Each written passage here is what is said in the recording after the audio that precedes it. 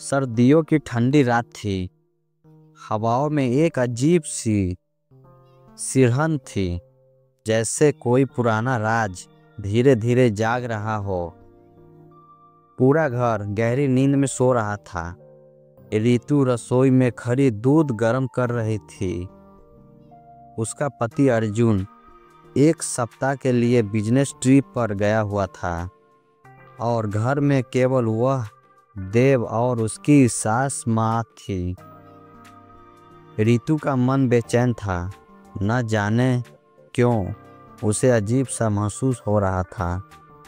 उसने दूध का गिलास ट्रे में रखा और धीरे धीरे सीढ़ियों चढ़ने लगी। देव का कमरा पहली मंजिल पर था। वह अक्सर रात को देर तक जागता, कभी पढ़ाई करता तो कभी अपने लैपटॉप पर काम करता। जैसे ही वह देव के कमरे के पास पहुंची, उसने हल्की दरार से देखा कि देव अपने डेस्क पर बैठा था। कमरे में हल्की पीली रोशनी फैली हुई थी। उसके सामने एक पुरानी डायरी खुली हुई थी और वह उसमें खोया हुआ था। रितु ने दरवाज़ा खटखटाया। देव, जाग रहे हो? तुम्हारे लिए दूध लाई हूँ।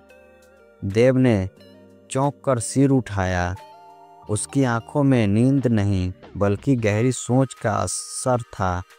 उसने दरवाजे की ओर देखा और हल्की मुस्कान के साथ कहा, अंदर आ जाओ भाभी। रितु ने दरवाज़ा खोला और अंदर आई। उसने ट्रे को टेबल पर रखा और देव की ओर देखा। इतनी रात तक क्यों जाग रहे हो? तुम्हें पता है ज़्यादा देर जागना सेहत के लिए ठीक नहीं है, रितु ने कहा। देव ने हल्की मुस्कान दी। भाभी, कुछ पुरानी चीज़ें मिली है, उन्हें देख रहा था। रितु ने ध्यान दिया कि देव के हाथ में एक पुरानी डायरी थी। उसका कवर थोड़ा फटा हुआ था, लेकिन उसके पन्ने अब भी साफ और पढ़ने लायक थे।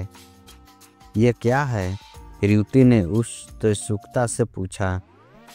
माँ की डायरी, देव ने धीरे से कहा।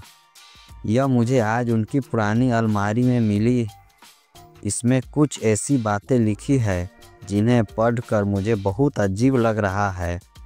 रितु ने हैरानी से डायरी की ओर देखा। क्या लिखा है इसमें? देव ने एक गहरी सांस ली और एक पन्ना खोला।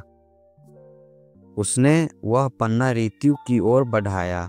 उसमें लिखा था, रितु को इस घर की बहू बनाने का फैसला मैंने इसलिए किया क्योंकि वह देव के लिए सबसे सही होगी। लेकिन हालात ने ऐसा मोड़ लिया कि उसे अर्जुन के लिए चुनना पड़ा। रितु ने पन्ने को पढ़ा और उसकी आंखें चौड़ी हो गई। उसके हाथ से डायरी लगभग छूट गई। यह क्या लिखा है? माँ ने ऐसा क्यों सोचा? देव ने एक पल के लिए उसकी आंखों में देखा। उसकी नज़रों में कुछ ऐसा था जो रितु के दिल को बेसब्र कर रहा गया। भाभी, शायद माँ को लगता था कि मैं और आप एक दूसरे को बेहद समझ सकते हैं, लेकिन अर्जुन भाई बड़े थे और उन्हें जिम्मेदार समझा गया। मैं हमेशा से जानता था कि आपका और मेरा रिश्ता कभी संभव नहीं था, लेकिन इस डायरी ने पुराने घाव फिर से ताज़ा कर दिए। रितु कुछ पल के लिए खामोश रही। वह नहीं समझ पा रही थी कि क्या कहे। उसने खुद को संभालते हुए कहा, देव, ये सब पुरानी बातें हैं। जो बीत गया उसे दोबारा सोचने का कोई फ़ायदा नहीं। मैं अर्जुन की पत्नी हूँ और यही सच है। हमें इन बातों को यहीं ख़त्म करना चाहिए। देव ने मुस्कुराते हुए कोशिश की, लेकिन उसकी मुस्कान में एक दर्द छिपा था। भाभी, मैं जानता हूँ मैं आपसे यह सब कहने के लिए माफ़ी चाहता हूँ, लेकिन यह डायरी पढ़कर मुझे लगा कि आपको यह सच्चाई जाननी चाहिए। शायद इसमें मेरा दिल हल्का हो गया जाएगा। रितु ने उनकी आंखों में देखा। उसकी बातों में सच्चाई और दर्द दोनों थे। वह कुछ पल के लिए चुप रही, फिर धीरे से बोली, देव, मैं समझ सकती हूँ कि यह सब तुम्हारे लिए कितना मुश्किल होगा, लेकिन हमें इन भावनाओं को अपने दिल में दफन कर देना चाहिए। अर्जुन और मैं एक दूसरे के लिए बने हैं और यही सही है। देव ने सिर झुका लिया। कमरे में खामोशी छा गई।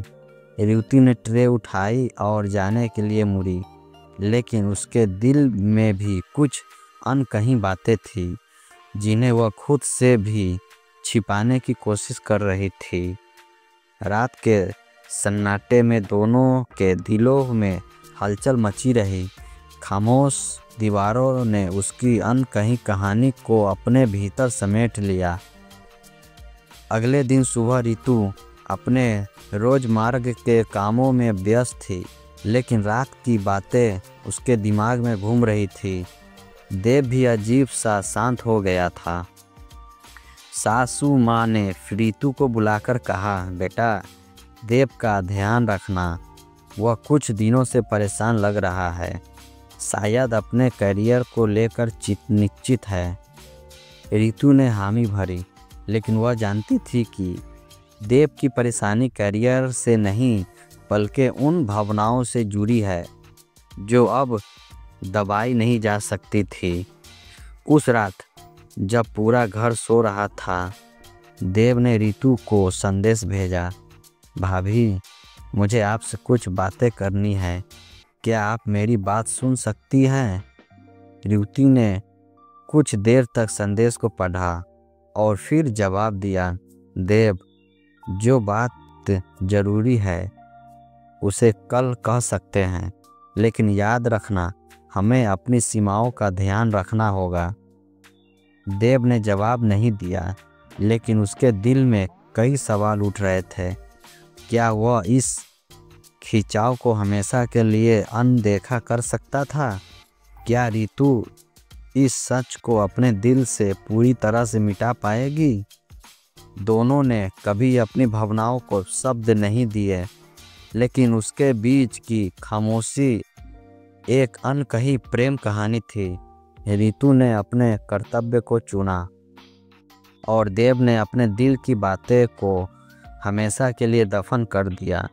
लेकिन सच्चाई यह थी कि उनकी आंखों में छुपी इस कहानी को केवल दीवारों ही समझ सकी।